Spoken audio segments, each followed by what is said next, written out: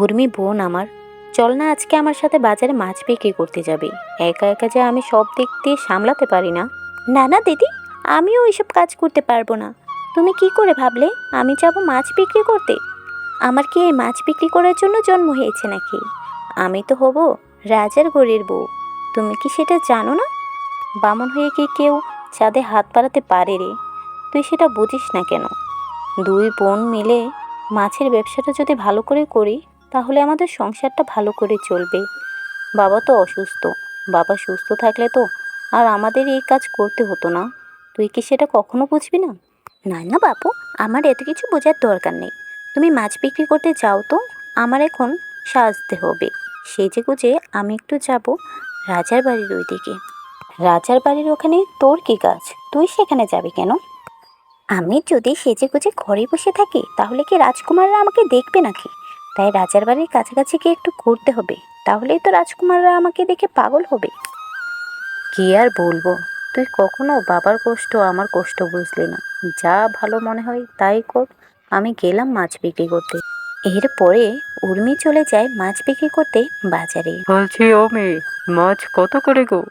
বেশি না গো কাকু, 2 করে দিলেই হবে।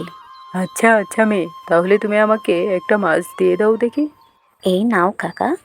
বলি ও উর্মিমা, তুই তো একটু তোদের সাথে কাজ করতে পারিস। মেয়েটা একা একা মাছ বিক্রি করে, তারপর আবার বাড়িতে এসে রান্না বান্না ঘরের কাজ সব একা হাতে করে। একটু বোনের সাথে হাতে হাতে তো কাজগুলো করতে পারিস। ইস, খেয়ে দিয়ে কোনো কাজ নেই? আমি যাবো কিনা এইসব কাজ করতে? এইসব কাজ করে আমি আমার গায়ের রংটা নষ্ট করি, তারপরে আমাকে কোন রাজপুত্র বিয়ে করবে শুনি? তোমরা তো চাওই আমি যাতে রাজার করে বউ না হই। ছিঁড়ে কাঁথায় শুয়ে কি আর রাজ পরিবারের সদস্য হওয়া যায় রে? তুই এক কাজ কর, রান্নাটা করে ফেল, তাহলে তোর বোন এসে একটু শান্তিতে শুতে পারবে। আমি কিচ্ছু করতে পারবো না, বুঝেছো তুমি? আমি গেলাম এখান থেকে। এরপরে তরি মাছ বিক্রি করে চলে আসে বাড়িতে। আর তখন তার বুড়ো বাবা বলে, মারে, তোর কত কষ্ট হয়ে যায় এই মাছগুলো বিক্রি করতে, আমি তো সেটা বুঝি। আমি বাপ থেকেও তোদেরকে এত কাজ করতে হয়। দূর বাবা, তুমি কি যে বলো না। তুমি সুস্থ থাকলে তো আমাদেরকে কাজ করে খাইয়েছো বলো। এখন তুমি অসুস্থ, মেয়ে হিসেবে তো দায়িত্ব আমাদের তোমাকে ভালো রাখার, তাই না? উর্মিটা তো একটাও কথা শুনে না, ও তো পারতো রান্নাটা করে রাখতে, তাহলে তো তুই একটু শান্তিতে বসতে পারতি রে মা। থাক, ওর কোনো কাজ করতেই হবে না। আমি বরং সব কাজ করব। ছোট মানুষ, বুঝে না কোনো কিছু। আর ছোট কোথায় রে, ও কি কম বড় হয়েছে, ওর কি এই জ্ঞান বুদ্ধিটুকু নেই? বাদ দাও তো বাবা, কাজ না করো। ও আমার ছোট বোন, খুব আদরে। ওকে কি আমি কাজ করতে দিতে পারি বলো? এরপরে উর্মি যাচ্ছিল রাস্তা দিয়ে হেঁটে হেঁটে। তখন রাস্তায় তার একটা গরুর সাথে দেখা হয়। গরুটি উর্মিকে বলে, হাম্বা, হাম্বা, বলে ও মেয়ে, আমাকে একটু সাহায্য করবে গো? এই যা গরু, এই যা। হোস হোস, কোথা থেকে এসেছিস আমার সামনে? যা যা, যা বলছি। তুমি আমাকে এভাবে তাড়িয়ে দিও না গো, আমার যে খুব ক্ষুধা লেগেছে, আমাকে একটু খাবার খেতে দেবে গো? ইস, গরু, তারও কিনা খিদে লেগেছে? তা মাঠ ভর্তি তো কত ঘাস আছে, যাও গিয়ে ঘাস খাও। নাকি তুমি রাজভোগ খাবে? আমার ঘাস খেতে খেতে আর যে ভালো লাগে না গো, আমাকে একটু ভাত, মাংস, ডাল এগুলো দেবে? ইস, গরু কিনা খাবে ভাত মাছ? সরো তো বাবু, আমার এত সময় নেই। গিয়ে ঘাস খেলে খাও, না খেলে নেই। আমার আবার যেতে হবে রাজার বাড়িতে।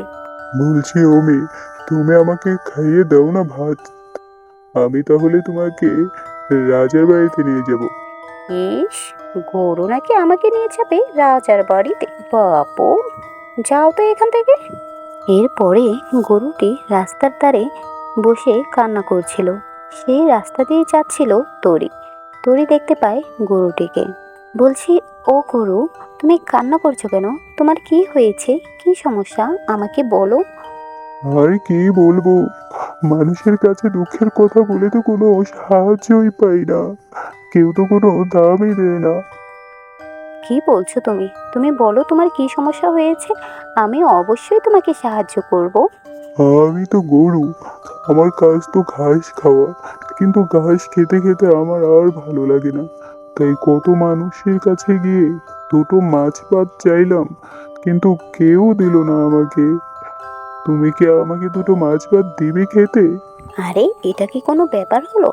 তুমি চলো আমার সাথে আমাদের বাড়িতে, আমি তোমাকে অবশ্যই মাছ ভাত খেতে দেব। তারপরে গরুটি তরির সাথে চলে যায় তরিদের বাড়িতে, আর তরি গরুকে খেতে দেয় মাছ ভাত। গরু সেটি তৃপ্তি করে খায়। আচ্ছা তুমি খাও, আমি একটু বাইরে থেকে আসি, আমার একটু কাজ আছে।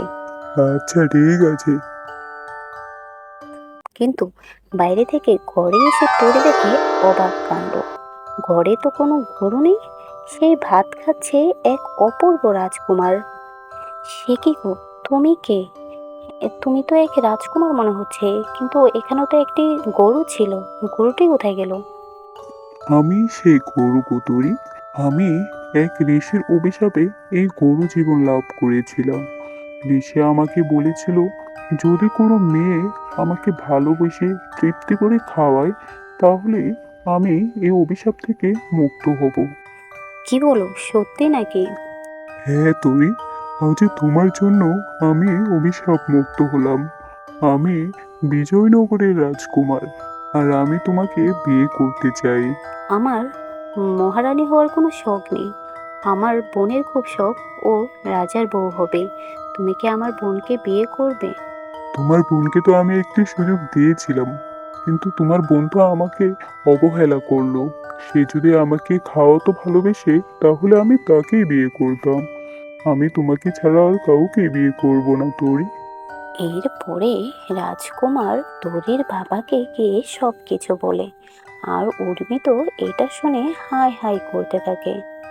তারপর রাজকুমার তরিকে নিয়ে যায় তার রাজ্যে, আর মহা ধুমধাম করে তরির সাথে রাজকুমারের বিয়ে হয়ে যায়।